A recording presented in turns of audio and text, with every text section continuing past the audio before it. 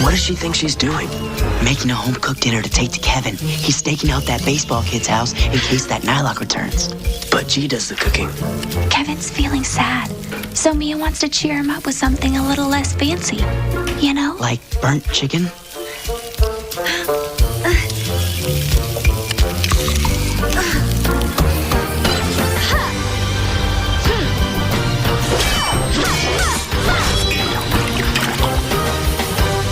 Voila. Hi. Anything to report yet? Nope.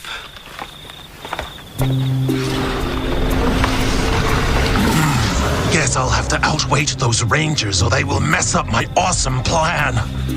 I brought you dinner. Eat it while it's still hot. You cooked this just for me?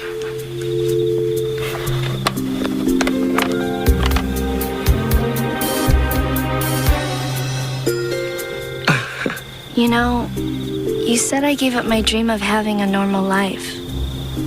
But I haven't really. I can get it right back as soon as we defeat the Nightlok. And maybe swimming can wait for you too.